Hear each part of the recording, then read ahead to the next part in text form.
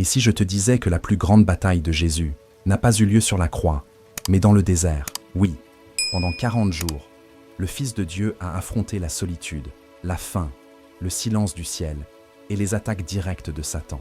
Un combat spirituel si profond, si invisible, que peu en comprennent la véritable puissance. Ce n'était pas seulement une histoire de tentation, mais une guerre pour l'âme de l'humanité. Et si tu passes par un désert aujourd'hui, ce message est pour toi.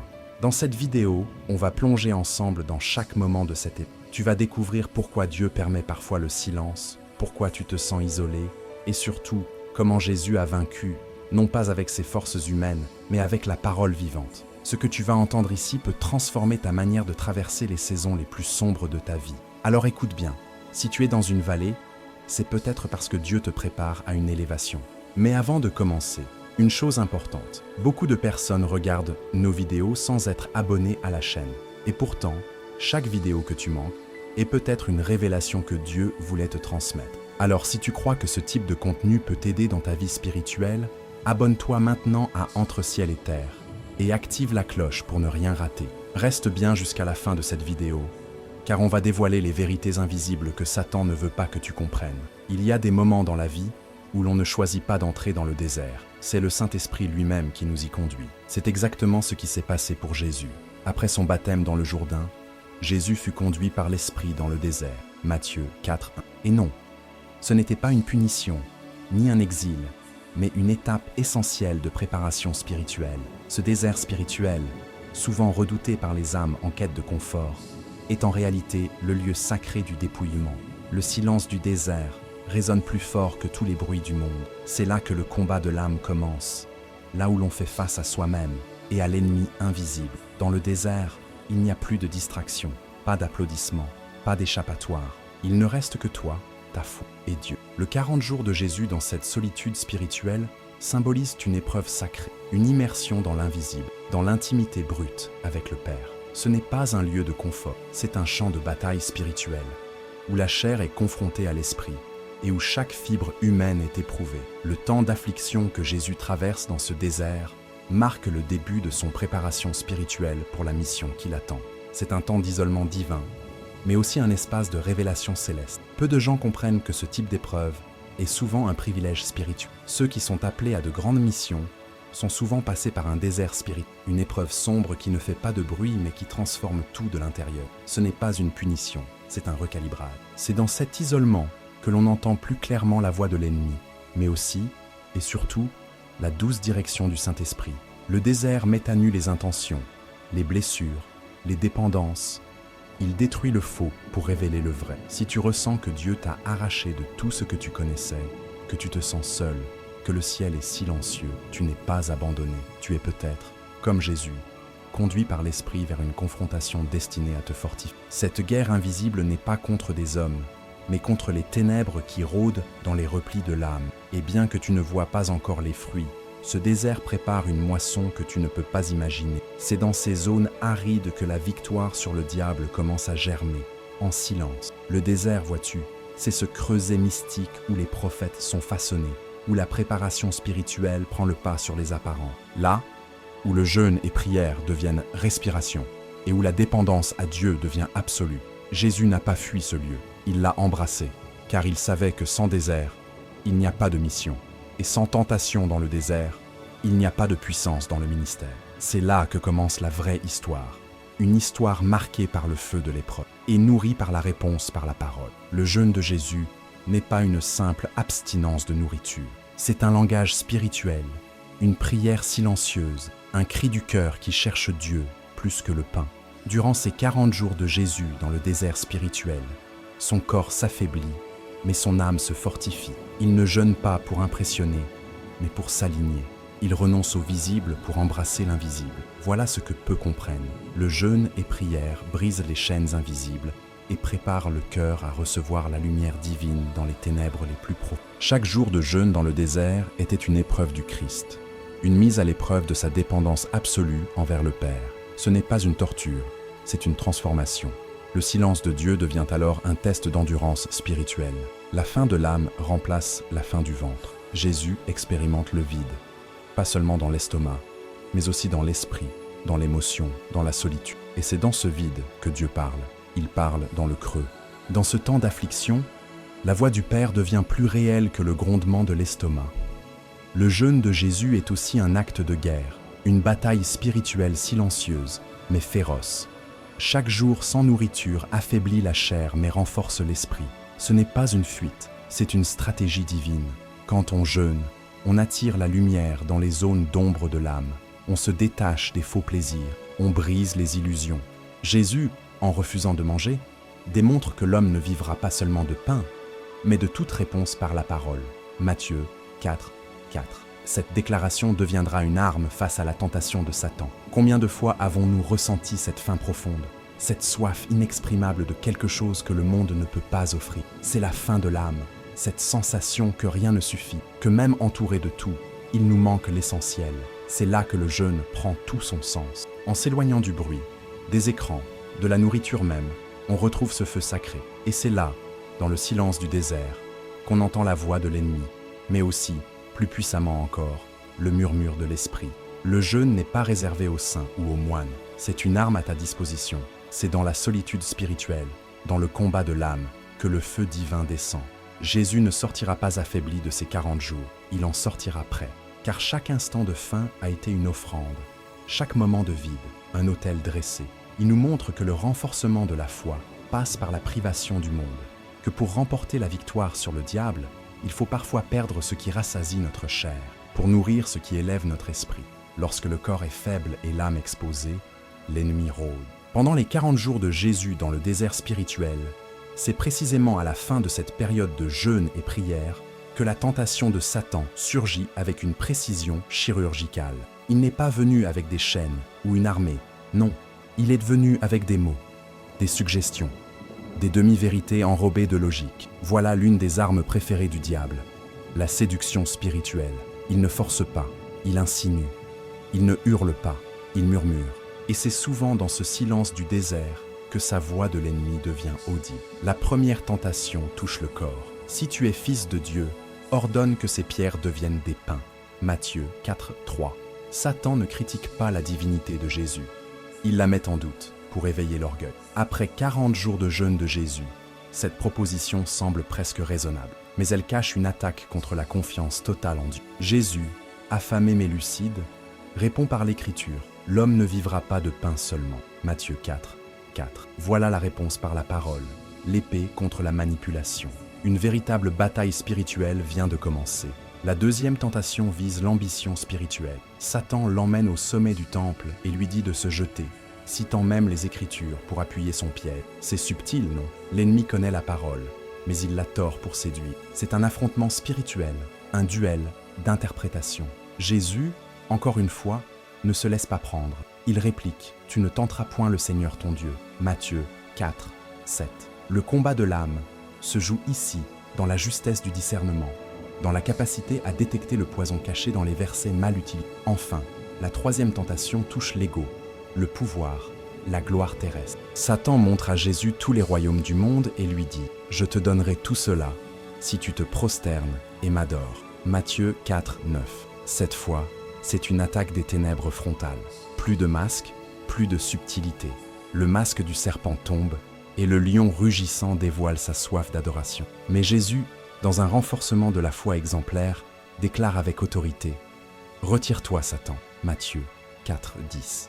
C'est une victoire sur le diable, acquise non par les armes du monde, mais par la vérité, le jeûne, la prière et l'obéissance. Ces trois tentations représentent les trois axes que le diable utilise encore aujourd'hui, la chair, la convoitise spirituelle et l'orgueil de la vie.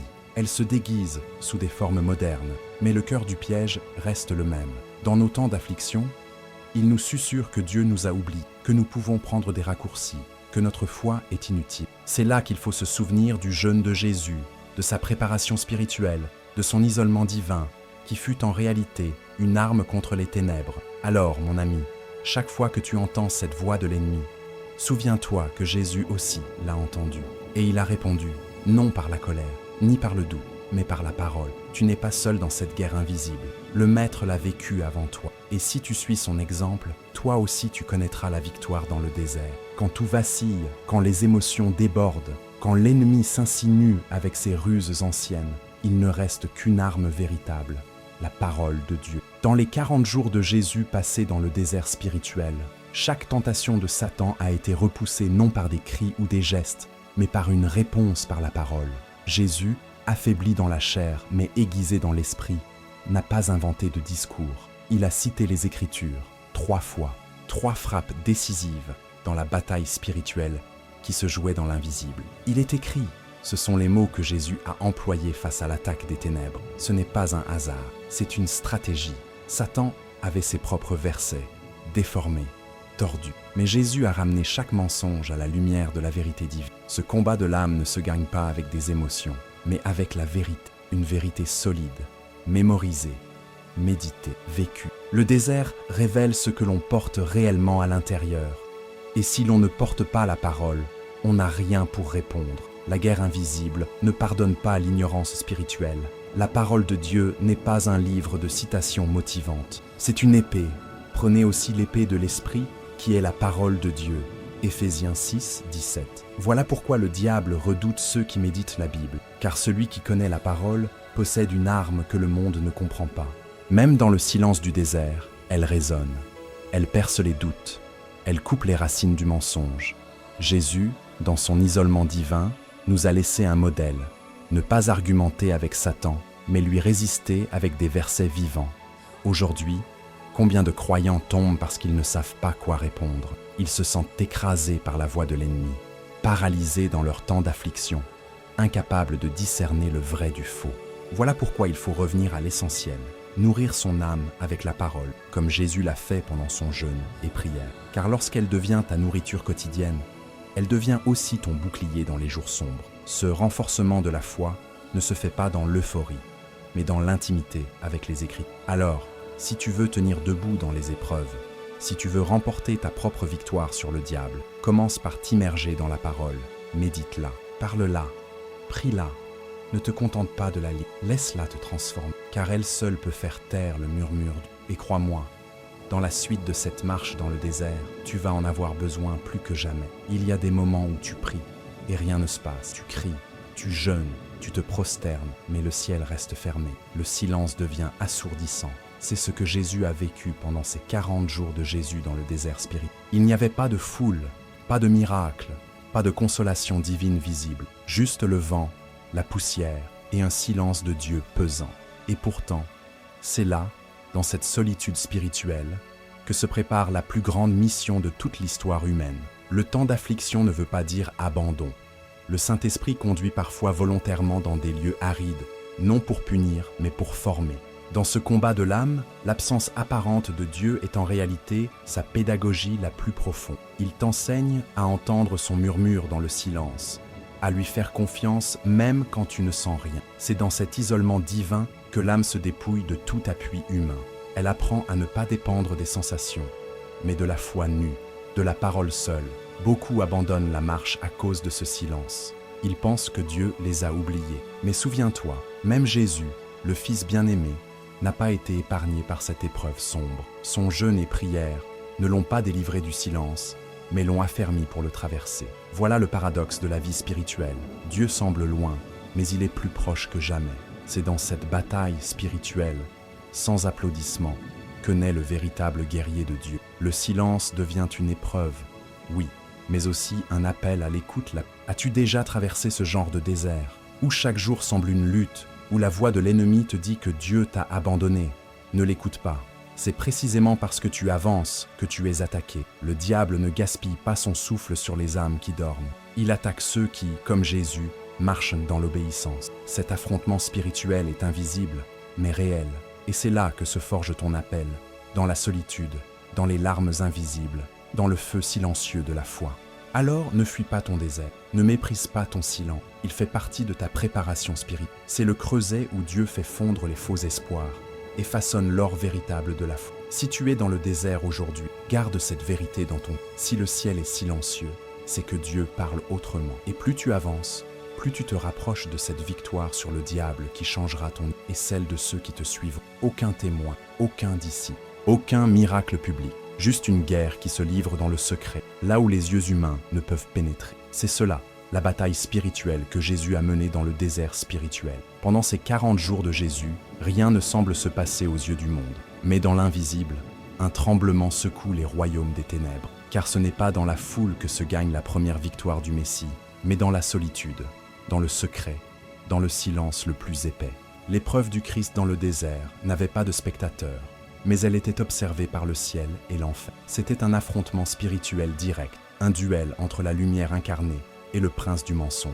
Chaque tentation était une attaque, chaque réponse de Jésus, une riposte divine. Dans ce combat de l'âme, pas d'effusion, pas de gestes spectaculaires, mais une fermeté d'esprit, une fidélité à la parole, une clarté dans l'obéissance. C'est cela qui fait trembler l'ennemi, une âme résolue, silencieuse, mais alignée avec Dieu. Le monde valorise le visible, les grandes œuvres, les discours puissants, les exploits spectaculaires, mais dans le royaume de Dieu, la victoire sur le diable commence bien avant l'action publique. Elle prend racine dans le silence du désert, dans ces instants où personne ne regarde, mais où Dieu mesure la fidélité. La guerre invisible est souvent plus décisive que celle que tout le monde voit. C'est pourquoi beaucoup échouent. Ils veulent le trône sans passer par le désert, la gloire sans l'isolement, l'impact sans la préparation spirituelle. Et toi, sais-tu reconnaître tes propres batailles invisibles? Sais-tu que les moments où tu luttes seul avec ton âme, ta foi, tes tentations, sont les lieux de ton triomphe futur? Le Saint-Esprit t'enseigne dans ces creux de l'âme, quand la voix de l'ennemi se fait forte mais que tu refuses de plier. C'est là, dans l'isolement divin, que se forment les généraux de Dieu. Jésus n'a pas vaincu à la croix sans avoir d'abord vaincu dans le désert. Sans ce temps d'affliction, la croix serait impossible. Ne sous-estime jamais les luttes secrètes, même si personne ne les voit. Elles sont connues dans le ciel. Et si tu tiens ferme, comme Jésus, si tu persévères malgré le silence, la faim, la solitude, alors tu participes déjà à la victoire du Fils. Ce que personne n'a vu, Dieu la valide. Et bientôt, ce désert qui t'a écrasé sera le sol sacré d'où tu proclameras la parole avec feu, car tu sauras que ta victoire dans l'invisible était le prélude à ta mission visible. Après l'épreuve du Christ, après le jeûne de Jésus, après les 40 jours dans le désert spirituel, quelque chose de profond a changé. Il ne s'agit pas seulement de la fin d'une période difficile, il s'agit d'un tournant prophétique. Jésus sort du désert non pas brisé, mais renforcé, affermi, prêt. Il quitte le silence pour entrer dans le feu de la mission. C'est là le mystère. Le désert n'était pas une fin, mais une transition, une préparation spirituelle vers l'accomplissement. Ce que l'on endure en secret est souvent la condition pour porter du fruit en public. Il est écrit « Jésus retourna en Galilée avec la puissance de l'Esprit » Luc 4, 14. Voilà ce que produit l'isolement divin, le combat de l'âme, la bataille spirituelle silencieuse. On entre faible, on ressort rempli, on entre vide, on ressort débordant. Jésus n'a pas simplement survécu à la tentation de Satan, il l'a surmontée avec autorité. Et c'est ce feu intérieur, cette victoire sur le diable, qui va alimenter chacun de ses enseignements, de ses guérisons, de ses confrontations avec les ténèbres. Ce renforcement de la foi personnelle devient une onction publique. C'est aussi une leçon pour nous. Trop souvent, on veut servir sans avoir été transformé. On veut proclamer sans avoir été éprouvé. Mais dans le royaume, le désert précède toujours l'envoi. Le silence du désert forge les mots qui porteront la vie. Le jeûne et prière dans l'invisible ouvrent les portes dans le visible. C'est pour cela que, même si tu ne comprends pas encore pourquoi tu passes par ce temps d'affliction, sache que Dieu te prépare. Ce n'est pas le vide, c'est l'alignement. Ce n'est pas l'abandon, c'est la maturation. Quand Jésus sort du désert, il n'est plus seulement le Fils caché, il est le prophète révélé. Il va parler avec autorité, guérir les malades, briser les chaînes, appeler des disciples, marcher vers la croix. Mais tout commence ici, dans ce affrontement spirituel intime. Rien de ce qui va se passer ensuite n'aurait eu la même puissance sans cette première victoire solitaire. C'est pour cela que ton désert compte. Il est le seuil sacré de ton appel. Le lieu secret où Dieu te taille, te forme, t'unit à lui. Alors, si tu ressens que tu es dans la phase finale de ton désert, prépare-toi, car la sortie est proche. Et avec elle vient ta mission. Le Saint-Esprit qui t'a conduit dans l'aridité te fera sortir avec puissance. Ce que tu as enduré dans le secret sera la source de ton autorité spirituelle. Car ceux qui ont pleuré en silence sont ceux qui proclameront avec feu. Ton désert n'a pas été vain. Il était la salle d'entraînement de Dieu. Et maintenant, il est temps de sortir et de marcher dans ton appel. Et toi, as-tu déjà traversé un désert spirituel? As-tu ressenti ce silence de Dieu, cette solitude spirituelle où tu te demandes si le ciel t'écoute encore? Partage ton expérience dans les commentaires, car ce que tu vis peut encourager d'autres frères et sœurs dans la foi. Si cette vidéo t'a parlé, abonne-toi dès maintenant à Entre Ciel et Terre et active les notifications. Ne manque pas les prochains contenus, car chacun d'eux peut apporter une lumière précieuse dans les moments d'ombre. Reste avec nous et clique sur la vidéo suivante qui va s'afficher à l'écran. Elle continue cette série sur la bataille invisible et elle pourrait bien te révéler la prochaine étape de ton appel spirituel. À très bientôt, Entre Ciel et Terre.